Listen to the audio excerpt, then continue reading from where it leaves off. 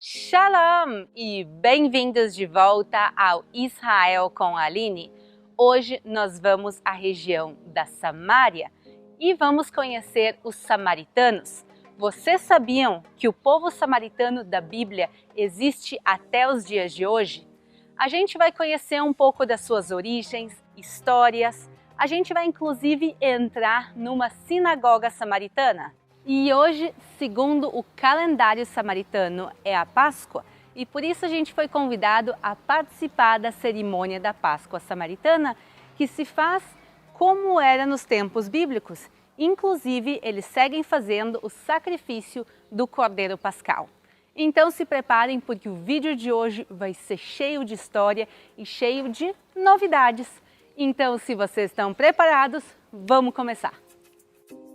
Vamos começar aqui no Monte Gerizim, que é o Monte da Bênção, segundo a própria Bíblia, e é o local mais sagrado e mais importante do mundo para os samaritanos.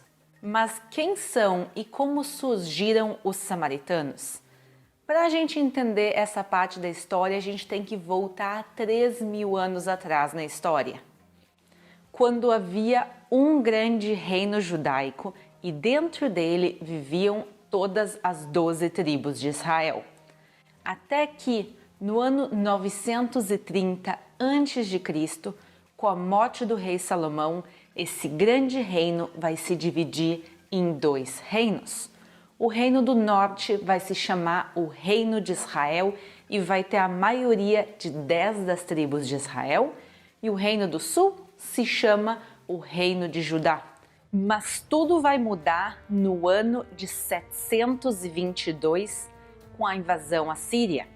Eles destroem o Reino de Israel e vão pegar as 10 tribos de Israel que viviam lá e mandar elas para o exílio. E por isso a gente conhece elas como as 10 tribos perdidas. E os assírios também trazem outros povos da região para viver no lugar onde as tribos de Israel viviam. Segundo a tradição samaritana, eles são os remanescentes do reino de Israel.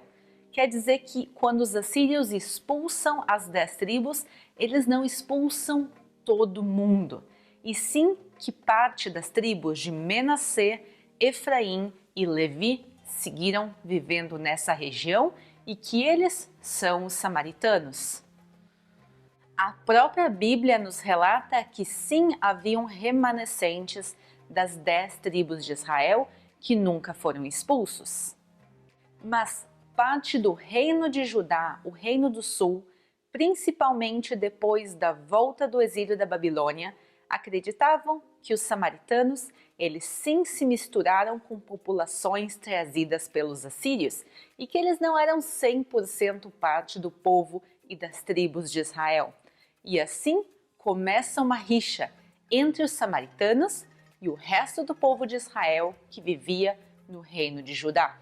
Os samaritanos têm como livro sagrado a Torá samaritana, que é o Pentateuco samaritano, e ele é quase idêntico ao Pentateuco judaico, quer dizer, os 5 primeiros livros da Bíblia judaica, com 2 grandes diferenças.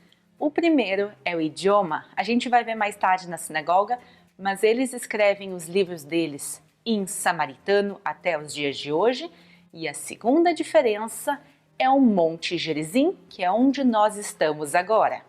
A Bíblia, tanto judaica, cristã como samaritana, todo mundo concorda que quando o povo de Israel entra na Terra Prometida, junto com Josué, este aqui é o Monte da Bênção, e que o Monte Ebal, que está bem na nossa frente, ele é o Monte da Maldição.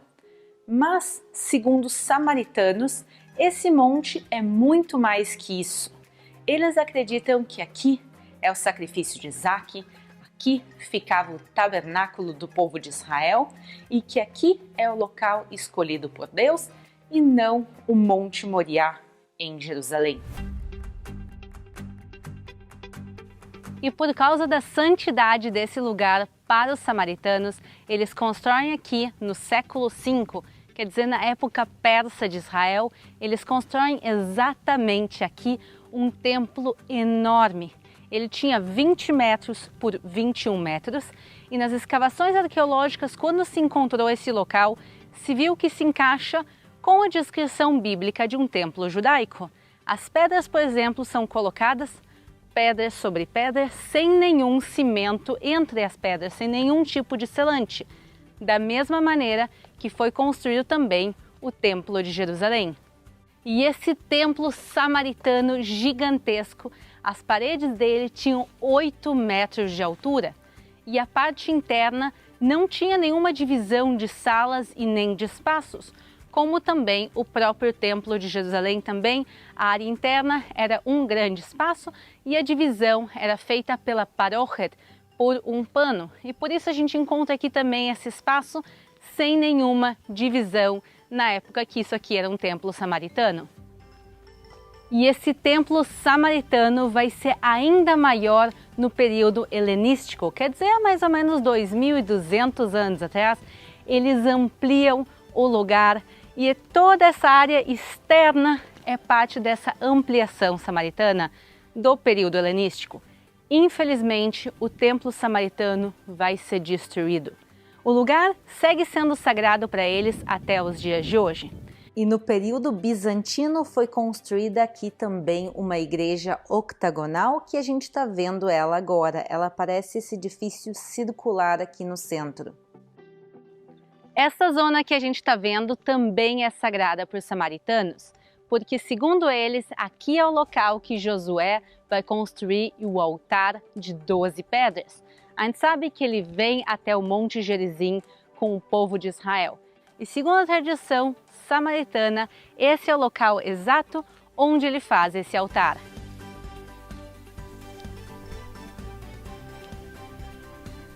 Vamos caminhar juntos agora até Givat Olam, que em hebraico quer dizer a colina eterna. E segundo a tradição samaritana, esse é o centro espiritual do mundo. Eu sei que às vezes é impressionante pensar que o lugar é tão simples hoje em dia, mas para o povo samaritano, esse é o centro espiritual do mundo. E o lugar mais impressionante de todos, na minha opinião, é esse local aqui tão simples. Segundo a tradição samaritana, aqui é o local do sacrifício de Isaac. Segundo a tradição judaico-cristã, o sacrifício ou quase sacrifício de Isaac acontece no Monte Moriá, hoje em dia em Jerusalém, mas para os samaritanos essa passagem acontece aqui no Monte Gerizim e mais especificamente nesse ponto aqui, atrás dessa cerca. E aqui aos pés do Monte Gerizim a gente vê que tem uma cidade que se espalha, que ela é enorme. Essa é a cidade bíblica de Shem, também conhecida em português como Siquém. Então a gente vê como às vezes tem lugares bíblicos tão perto um do outro. Agora a gente vai descer da parte histórica do monte e a gente vai para Kriat Luza, que é essa parte moderna onde a maioria dos samaritanos vivem hoje em dia. E aqui a gente já vê a entrada da sinagoga mais importante desse lugar. E como toda sinagoga samaritana, a gente vai entrar de pés descalços. E olhem que legal, vejam quem está aqui na sinagoga agora, é um grupo de visitantes judeus que vieram conhecer a cultura e história samaritana. Os dois rapazes no fundo de pé, eles são samaritanos, e a gente vê então como as relações hoje em dia são boas entre os povos. Outro exemplo da coexistência entre os povos é que os samaritanos enviam suas crianças a estudarem no sistema de educação israelense, quer dizer, eles estudam lado a lado com alunos judeus, e também parte dos samaritanos servem no exército de Israel, quer dizer, eles defendem o Estado de Israel.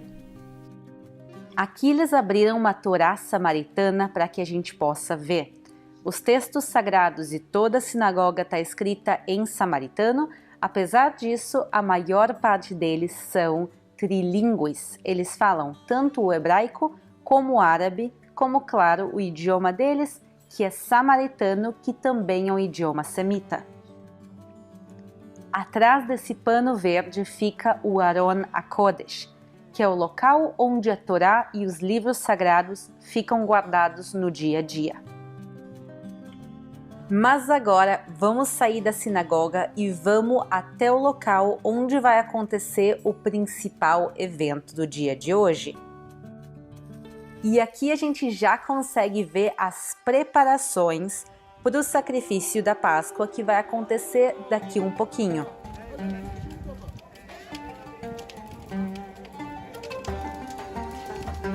Como vocês conseguem ver atrás de mim, já acenderam o fogo e realmente está uma bagunça, gente vindo, chegando, se preparando, porque daqui um pouquinho vai começar o sacrifício em si. E deixa eu mostrar para vocês o que tem aqui do outro lado. Se aqueles buracos ali são para colocar os animais para cozinhar, para a gente poder comer eles depois, aqui é onde são queimados os restos. A gente sabe que nada pode ser guardado de um dia para o outro e por isso tudo que não se comer hoje e as partes também que não se podem comer, elas vão ser queimadas aqui. E a parte principal, que é o sacrifício em si, ele acontece aqui embaixo nessas valas. E hoje vão ser sacrificados no total 60 cordeiros. Realmente vai ser uma cerimônia enorme e gente de Israel inteira está vindo aqui para participar e para assistir.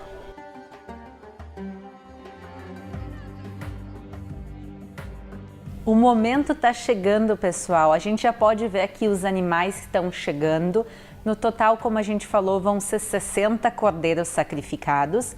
E a comunidade samaritana, vocês podem ver também nas imagens aéreas, eles estão todos vestidos de branco, com exceção de alguns sacerdotes que estão com roupas de diferentes cores.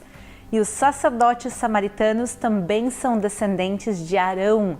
Arão, o irmão de Moisés, que viveu há mais de 3.200 anos atrás. E aqui reunida toda a comunidade samaritana, que são por volta de 850 pessoas. Mas como pode ser se nos tempos bíblicos se calcula que eles eram por volta de 1 milhão de pessoas? O que acontece é que, infelizmente, no período muçulmano, principalmente na época do Império Turco-Otomano, eles vão ser massacrados pelos governos da época. E eles vão chegar a ser 100 pessoas. No final da época turco-otomana, os samaritanos eles eram um total de 100 pessoas e desde então a comunidade voltou a crescer e ela cresceu relativamente bastante no período do Estado de Israel e por isso a gente está vendo na realidade o renascimento da comunidade samaritana. E a maior parte dos samaritanos hoje em dia moram em 2 cidades. Uma é aqui no Monte Gerizim e a outra é em Holon, que fica próximo de Tel Aviv. E agora sim está começando a cerimônia da Páscoa.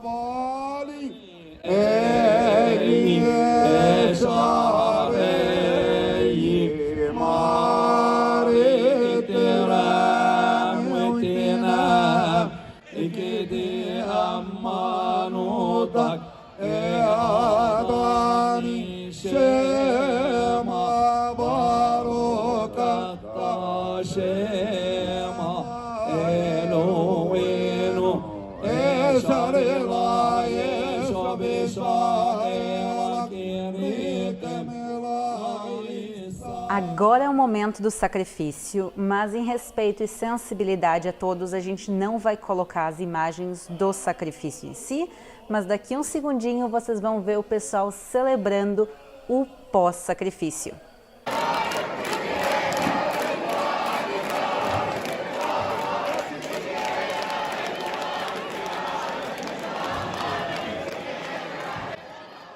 Agora eles vão pegar, marcar suas testas e passar com pratos cheios de pão ázimo e também ervas amargas, como está escrito no livro de Números, que tem o cordeiro pascal, as ervas amargas e o pão ázimo.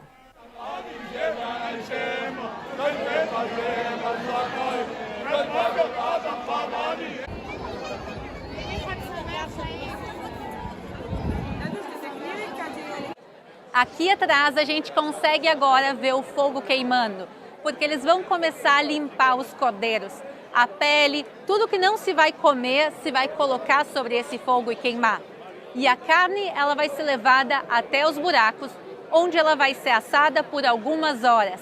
À meia-noite, a comunidade samaritana vai voltar até esse local para buscar a carne para levar para comer nas suas casas, e tudo que não for comido, pessoal, tem que ser queimado. Então, se sobrou comida, pessoal, em casa, eles vão trazer aqui de volta para queimar nesse mesmo fogo, porque segundo a tradição bíblica, tudo tem que ser ou queimado ou comido.